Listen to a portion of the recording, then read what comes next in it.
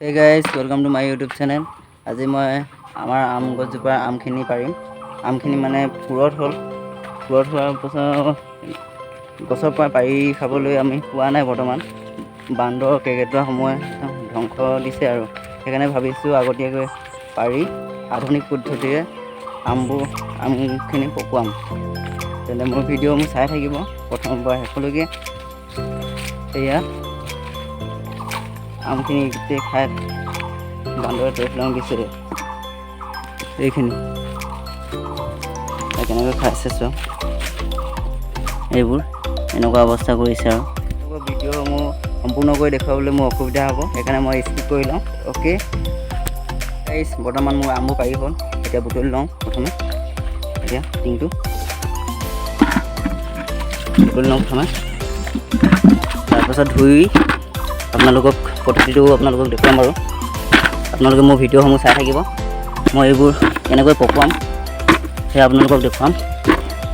একেবাৰে সহজ সৰল আইডিয়া দিম আপোনালোকক। এতিয়া টিং হৈ গৈছে বৰ্তমান, আৰু কিমান আছে চাওঁ। এইটো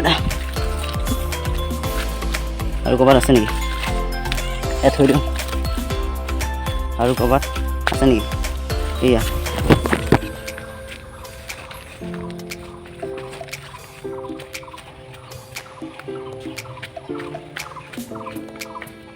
এতিয়া টিউবেল পালোহি। এতিয়া এইখিনি ধুই লওঁ প্ৰথমে, মটৰটো চলাই লওঁ। এই কাৰেণ্টে নাই, টিউবেলে মাৰিব লাগিব।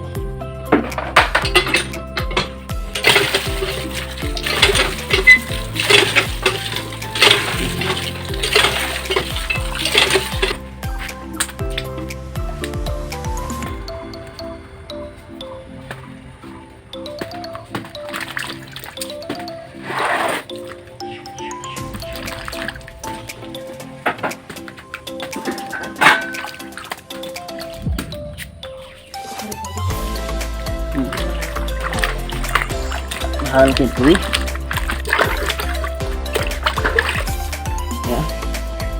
ধোৱা হৈ গ'ল। দেখিছে, অলপ যেতিয়া নিয়ৰ হ'ব তেতিয়া আপোনালোকক ধুনীয়াকৈ পদ্ধতিটো দেখোন। অলপ সময় ৰখি দিওঁ তেন্তে। দেখিছে ৰেডি হৈ গ'ল, নিয়ৰ হ'ল। এতিয়া আমি আপোনালোকৰ পদ্ধতি দেখুৱাম।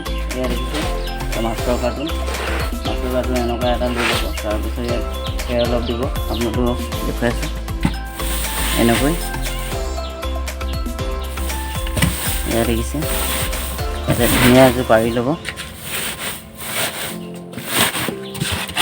এনেকৈ কৰি ইয়াত আমকেইটা দিব লাগিব এটা এটাকৈ। ইয়াত দিম এতিয়া এনেকৈ।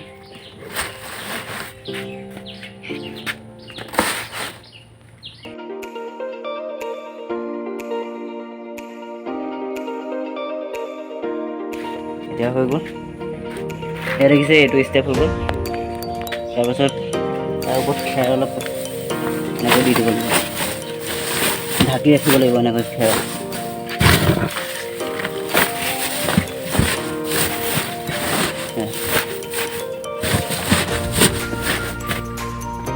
দেখিছে,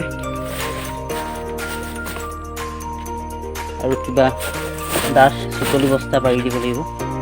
চুতলি বস্তা নাপালোঁ, সেইকাৰণে প্লাষ্টিকৰ বস্তা লৈ আহিছোঁ। এনেকুৱা দিলেও হ'ব।